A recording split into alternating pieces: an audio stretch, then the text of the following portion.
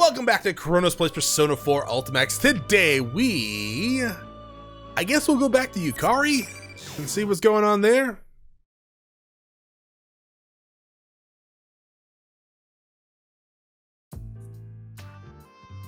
With Teddy as a guide, we climb the hill leading to the tower.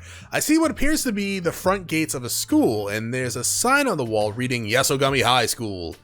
The building ahead of us looks like an ordinary school at first glance, but then you notice the horrific distortion and all the tower like looming over it. I don't know how you can look at that and go, that looks like a normal school, even at first glance. But when I look up, there are a number of things wrong with it. Is this really Sensei's school? It looks even weirder than it did before. Yikes, this is really bad. I haven't seen anything like this since 3 years ago. Even from up close, it's strikingly similar to Tartarus. A nest of death where shadows roam free, and a tower of darkness built to summon death itself. But that's not all. Strange markings line the ground and walls, all the way from the gates to the school building itself. Posters have been put up on the walls and even in the windows, oddly matching the eeriness of the building. There's a bunch of posters up. It kind of reminds me of a school festival. The Sister Complex Kingpin of Steel? That's Sensei! Sensei is so strong, kind, and a reliable leader. But we might need to go see someone about his complex. And over here's Chie-chan. She trains a ton every day, and she eats a ton too. Well, you need protein to build muscles, so she's got that part right. Teddy points out the different posters one after another and happily tells me about his friends. Seeing him like this, I got a sense of how much he values his friendship with these people. This must be a great bunch of people. Huh? There's a poster of Mitsuru Senpai too? The Imperious Queen of Execution. I think that's just her work title. What's wrong, Yuka-chan? What about Mit-chan? Oh, it's nothing. I just remembered something that happened during our school trip. Oh, an execution, huh? Well, I know what that's like. Huh? Have you done that to someone before? Nah, it was done to me. And I see Hammer to repay me for my innocent curiosity. Oh. Just remembering it gives me the chilly willies. Oh, I can imagine that. Talking to you reminds me of someone I know. There's an idiot in our group, too. Oh, lucky me. I found Yucatan. Junpei? I'm surprised to see the next face. Wait a sec, I have to consider what happened with that copy of Mitsuru Senpai from earlier. He's wearing a baseball uniform for some reason. Could this be another fake? I put some distance between us and notched an arrow. Hold it right there. I told Junpei to wait for me at the station. What are you doing here? Hey, wait a second. That's no way to greet your old friend. You're supposed to get emotional. Oh, wait. You another monster, Yukari? A monster? Me? Wait, so are you the real Junpei? Ugh, he reeks of sweat. Seriously, can't you have some consideration for the people who have to smell you? He's real. Huh? Whoa, aren't you the guy who was on TV earlier? Why are you with Yucatan? Why? Because I'm Yuka-chan's knight in fuzzy armor, obviously. In other words, we share a pledge of eternal Well, one of love. you does. Eternal love? Yuka-chan, do you know this weirdo with a beardo? Whoever he is, I don't think he's a fake. Yeah, I know him. You seem energetic as always, Junpei. Oh, is that what's going on here? Wait, don't be ridiculous. I'm obviously the real me. I can kind of tell too, considering how much he's trying to get on my good side. This probably is the real Junpei. Well, I'm glad you're safe, and sorry, I told you to wait at the station.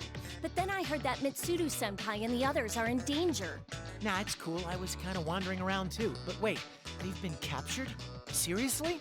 Yeah, about that. I'm a little relieved to be able to meet up with a familiar face. We trade some nostalgic banter while we share what we've learned about what's happened in Inaba. I had my doubts when I heard of how Junpei miraculously ended up in Inaba even before the rest of us, but I guess that's just like him. He barely has a grasp on the situation, and he keeps going on about how cute some girl he met at Junes is. I don't want to hear about that stuff. At least I learned that the Persona users of this town are acting on their own during this unusual phenomenon. What? Junpei, you ran into Rise-chan and Yuki-chan? Were they all right? Yep, totally fine. Man, school chicks these days are really tough. By the way, who are you anyway? Aren't you that, what was it, General Teddy? How dare you! It's outrageous that you treat me the same as that faker! I'm the one, the only, the adorable Teddy! Huh, well, yeah, I don't intend to push too many questions on the poor guy, but Teddy's existence is something of a mystery. What I do know is that he's an Inaba Persona user, and he's not an enemy. The General Teddy from the broadcasts appears to be a copy of Teddy here. Teddy's a Persona user from this town, and he's looking for his friends. Huh? You can use a persona? I figured you were nothing but a walking costume. I mean, you're not wrong on that one. Grr, how rude! I'm not just an empty suit. I have a persona, and I have something inside too. Look. Inside, Teddy suddenly undoes his zipper, huh? That's removable? Hello, everyone. Whoa, a white guy. What? What's going on here? The sudden appearance of this young kid inside the suit is startling. Actually, even before that, There really is something inside. I worked hard to grow this body because I wanted to score with a girl. Nice to meet you, Junpei. Oh, your Japanese is a little off, though. You make a costume, not grow it. Do you understand? Make, not grow. Stop talking like an idiot, Junpei. But wow, I figured you were empty too. I'm sorry. Did I surprise you, Yuka-chan? Ugh, this is starting to break my brain. I'm sorry to ask you this once you took it off, but can you just keep your costume on for now? whoa, that's rude. Aw, but I just came out. Ooh, but this must mean that you like my bear skin better. Ta-da! Look, it's original flavor Teddy again. I'm actually kind of surprised. Ladies and other ladies, start your snugglings! I'm like, it's something from Persona 4, right? I'm surprised they just didn't have Teddy use his human form once he got it, right? But I guess, I don't know.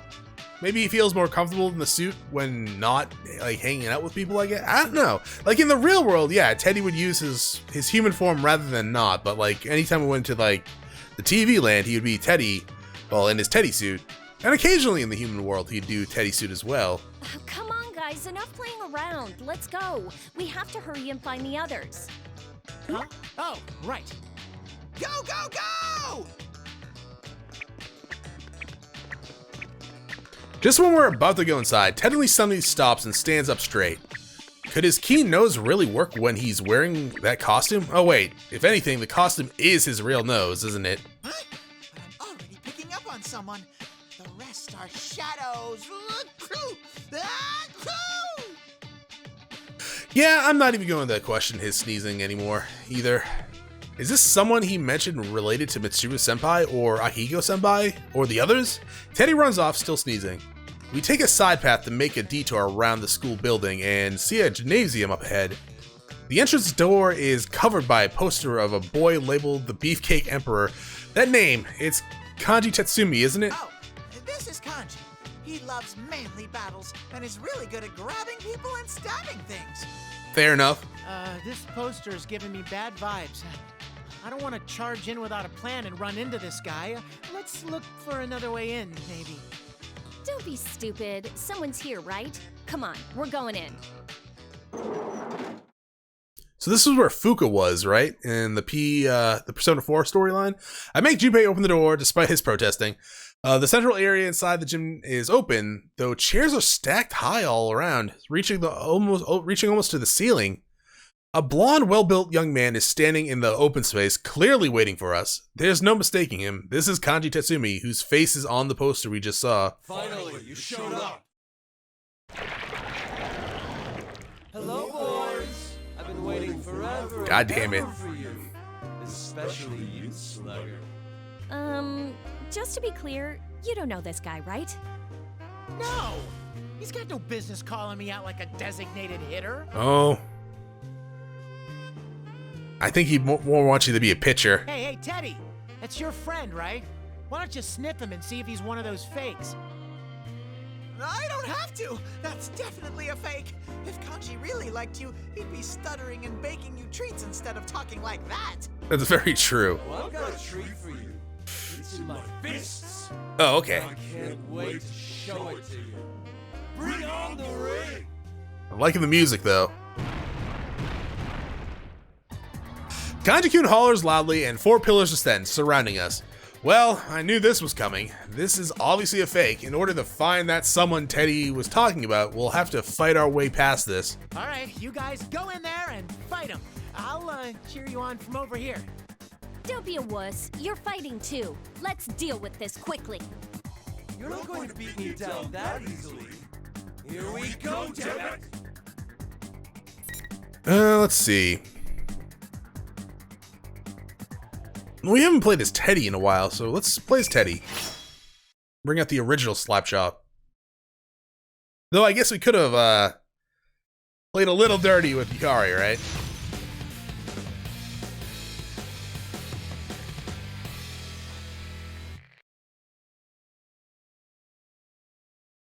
Finally.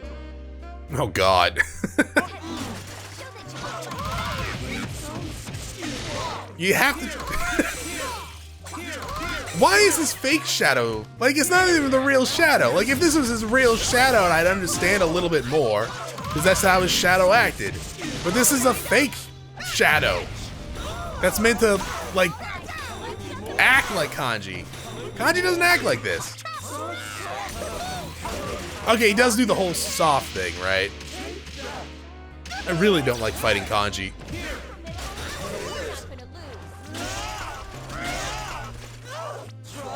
Okay. I don't know why I thought backing up was the proper way to go there, but apparently it was. Broke his persona. That means literally not too much, to be quite honest. Because it's already back, baby. Oh! I don't know how we did that, actually. Ow! Oh, what do you mean? Okay, that was close.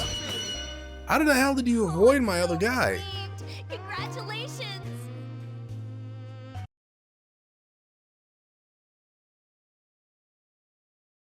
It went right through you. Just to be clear, I didn't even want to go in here, all right?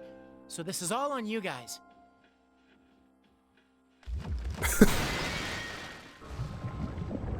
I guess I should have sent Junpei out, right? As Junpei stumbles through whatever he's trying to say, the fake Kanji-kun crumbles and loses his shape. The sparkles of light that it spits out float up through this high ceiling and disappear from view. Huh? I'm sensing that's someone through there. Assume it's Fuka. Hurry and open this. Teddy points to a door on the other side of the room, and Junpei quickly rushes over to open it. Huh, Junpei and Teddy might actually make a good team. I'm on it. When Junpei throws open the door, a wall of thick red fog pours out, clouding my vision. I hear Junpei coughing from within the fog, but I can't see him. Teddy and I stick to the wall until the fog dissipates, there we go, somewhat. Then we take a peek inside the door. Huh? This is Escapade. A white spotlight shines across the dark open space. The edge of the light illuminates the raised stage. It looks exactly like the dance floor of the club near Gekkokan High. Could this really be Escapade? Fuka! I can't help but call it in shock. A large cross is raised on the center of the stage, and Fuka is hanging from it, just like on the billboard, or Seriously? broadcast. Whoa! Fuchan, I'll save you. I'm a-coming. Teddy runs to the cross with a surprising turn of speed for someone with such sturdy little legs. We all work together to get Fuka down from the cross, but even though she doesn't appear to be physically injured, she hasn't regained consciousness yet. Still, she's breathing normally and her pulse is steady. Thank goodness, it seems she's not in any danger of dying. Fuchan, are you okay? Wake up! I'd better give you the breath of life! Feather dropkick! Ah! Yuka-chan, I was just joking. You were not joking. This isn't the time for jokes. Fuka, can you hear me? We've come to rescue you. Ah, are you coming too? Yukari-chan and Junpei-kun, did you rescue me? Sorry we're late, but you're gonna be okay now. Hey, Fuka. It's been a while, huh? And now that we're here, there's nothing to worry about. Who would do such a thing to Fu-chan? I'll never forgive them! Thank you too, Teddy. But have you seen Mitsuru-senpai? And Well, we know Akihiko is fine, but Aigus and Mitsuru are still tied up. you shouldn't try to move for a while. It doesn't look like the others are around here. We have to rescue them. I couldn't do anything. Well, you were in a car crash, so that makes sense. According to Fuka, they were captured immediately after they were attacked. Even with Fuka's search ability, she wasn't able to sense anything until right before it happened. All right, well, let's let Fuka rest here while we go on. We just You have to shouldn't leave her rescue alone. Akihiko-san and Mitsuru-senpai, right? No, and Aigus. We can't leave Fuka alone here. What if another fake shows up like before? Oh, right.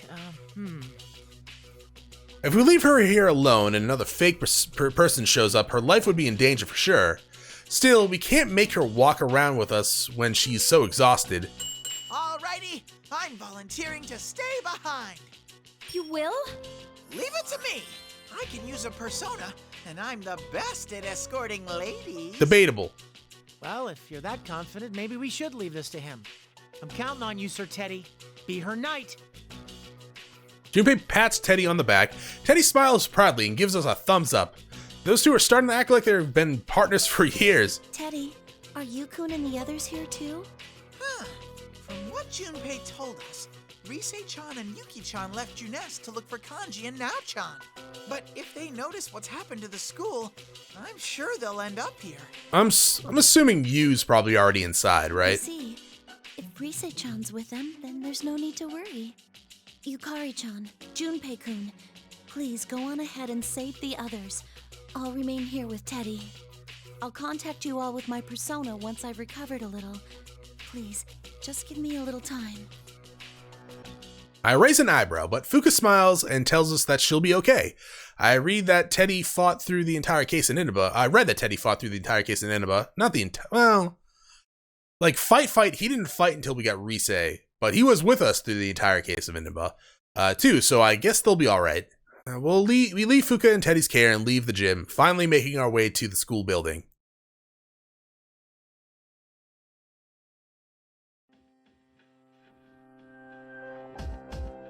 We enter through the main gates and end up in a hallway. The building's interior is shrouded in fog as well. As expected, the visibility inside isn't that good either. We decided that we should head up and find some nearby stairs to go up. But after climbing a couple of stories, the stairs come to an abrupt end and we have to find another flight of stairs. A countless number of similar looking classrooms and hallways appear on this floor, and we can't find a way up at all.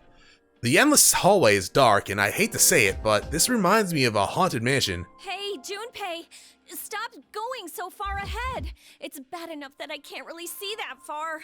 Seriously, this hallway goes on forever. You think it's time for a nostalgic replay of Junpei's Believe It or Don't? What? Hey! There are many strange things. Oh right, Yukari's afraid of ghosts, isn't she? Imagine, if you will, a boys' baseball team, led by the handsome coach Junpei. What you'll hear next is a true story, a tale of mystery and fear. Feather punch! Knock it off, you know I hate that ghost story stuff. And when did you start coaching kids? Ow, will you stop hitting me? Didn't I tell you I coach a kids team, and I'm surprisingly good at it? He seems to be. Is that why you reek of sweat? Do you ever wash that shirt? Wow. What kind of slob do you take me for? And you're one to talk. You're wearing some pretty funky clothes yourself.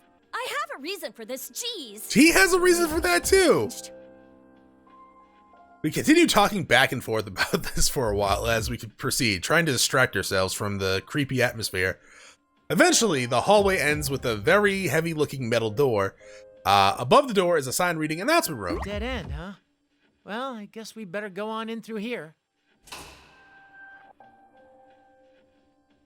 The room behind the door is filled with tons of monitors and sound equipment.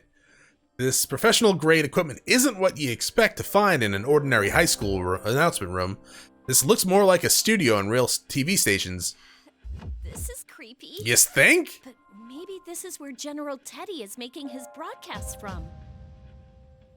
The monitors suddenly flash to life and illuminate the room. What's going on? The scene in front of us is showing us a location that we both recognize. The Moonlight Bridge. The gigantic suspension bridge connecting in, oh Jesus. Iwatodai. Is that how you pronounce it? Iwatodai? The gigantic suspension bridge connecting Iwatodai and the man-made port island. I'm hoping that's correct. The camera zooms in on the bridge's main tower. And there's Aegis.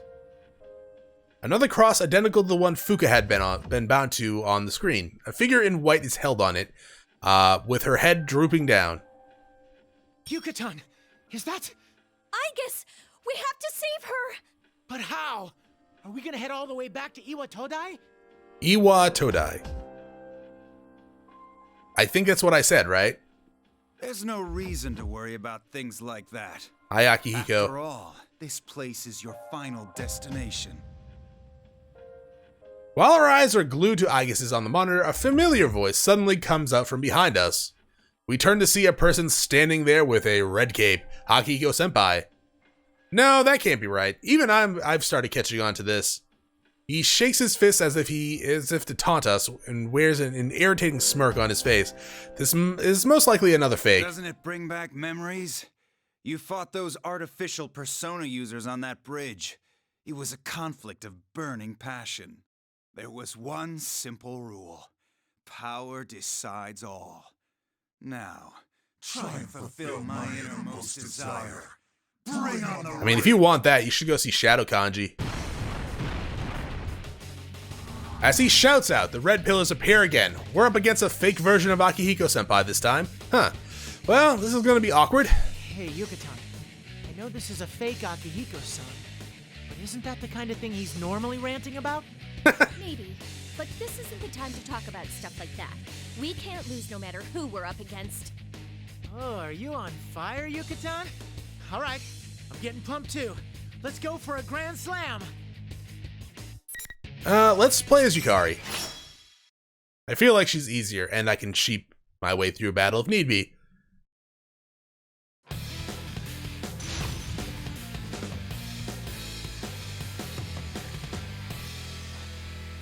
Alright, so Akihiko's a close range fighter, so we should have a slight advantage, right? I'm not gonna use the same move all the time. Really, Chronos? Why do you only have 2 personas, huh? Told you I wasn't gonna use it all the time. Were you gonna do a counter? I think he was, actually. Ha! Persona broke. Dude, I might get a perfect. Dude, I'm gonna get a perfect. I got a perfect. Hell has frozen over. This was the greatest you've ever seen, right? I know, like Junpei. Good call. Also, Yukari's really easy to use. I appreciate that. Whew, that was a really good copy of Akihiko-san, huh? What a fight! It was the easiest fight I have ever had, even including normal mode. Junpei looks relieved as he watched the fake Akihiko-senpai melt, but something's bothering me. Why did the fake mention that we fought people using artificial personas on that bridge? Is it just a coincidence? Crap, this isn't the time to be thinking about things like this. We have to save Aegis. Wait a second. Hey, Junpei, is that really the Moonlight Bridge in Iwatodai? It's not like there's any other Moonlight Bridge, is there? I mean, I don't know what the bridge is called for the Moonlight Butterfly, but Remember how we maybe? found Club Escapade in this school earlier? That might mean... I look across the now empty announcement room and spot a white door behind the equipment. I look from it to the monitor, and it seems that the door there resembles the one at the bottom of the tower near Aegis' cross. Junpei, open that door! Huh? This? Gotcha.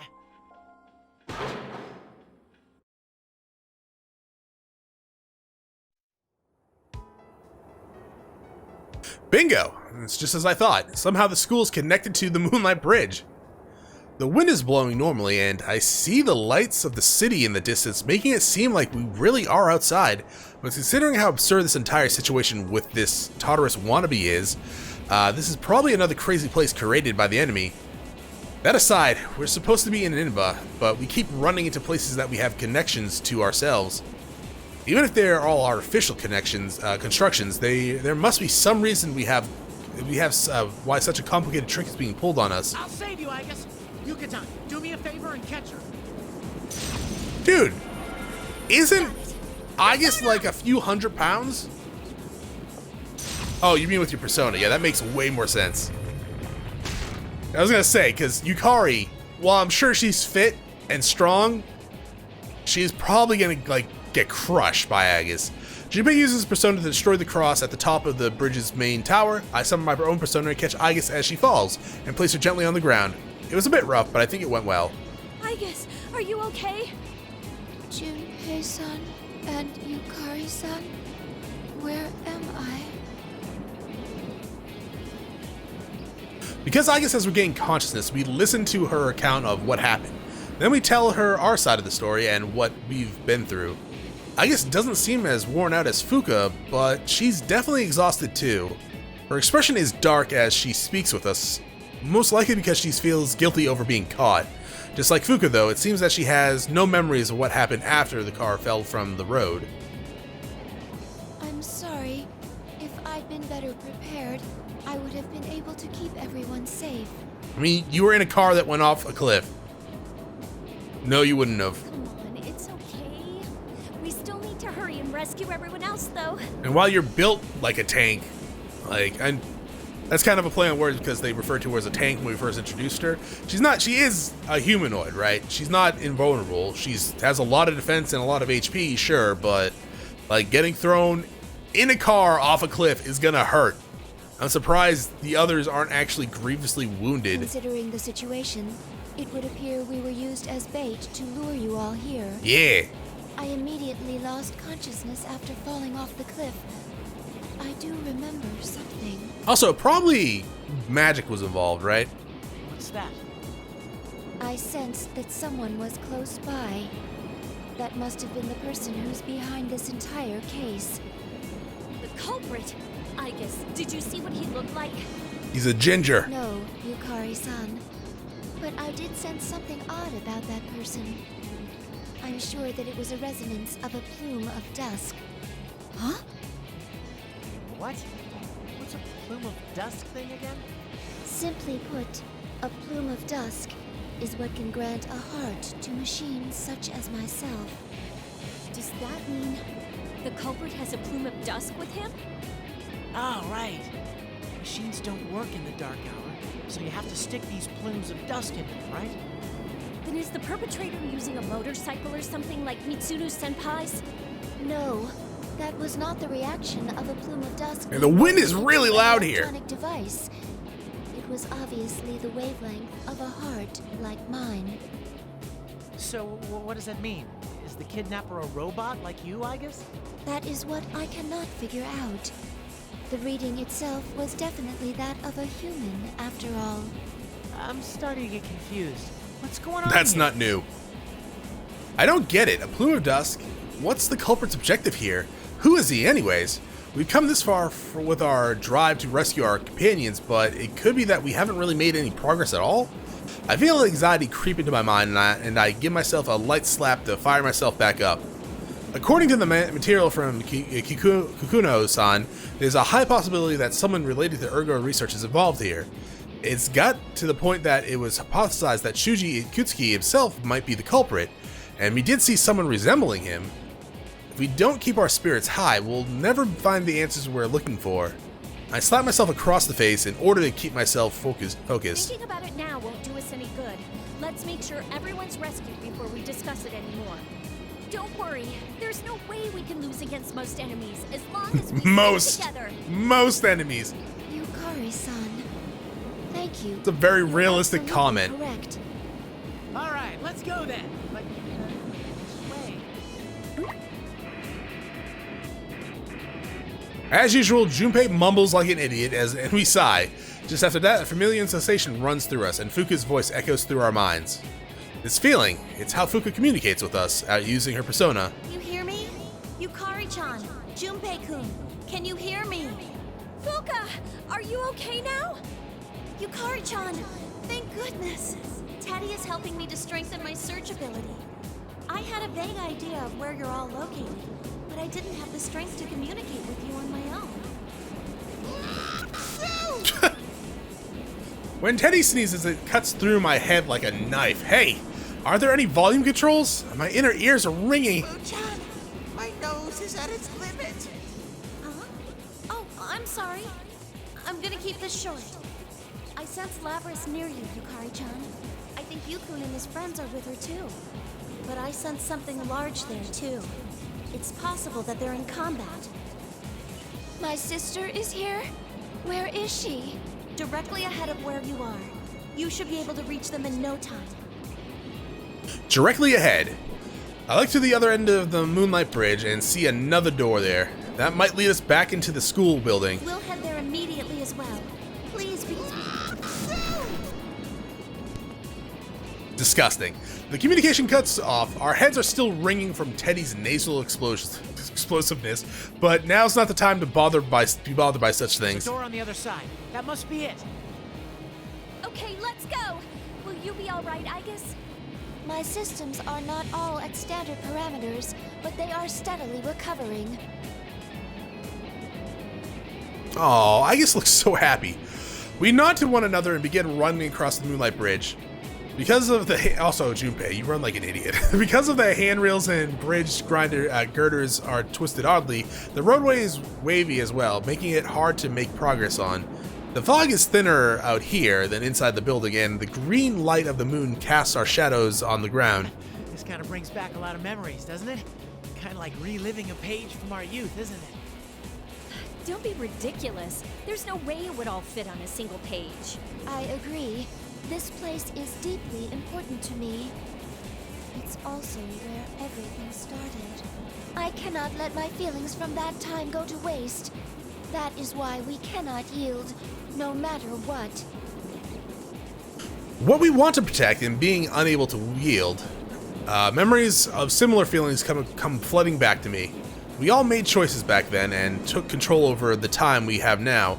For the sake of that, we can't allow ourselves to lose here.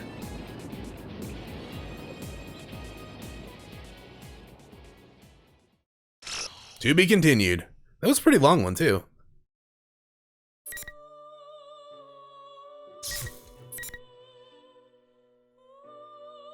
Oh, right. We had two, didn't we? Yeah, this. Oh, that one's going to be longer then, apparently. Though they don't always go all the way right. Sometimes they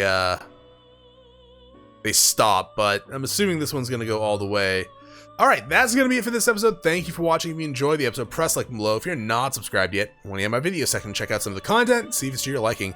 Once again, thank you for watching. Hope you all have a great day.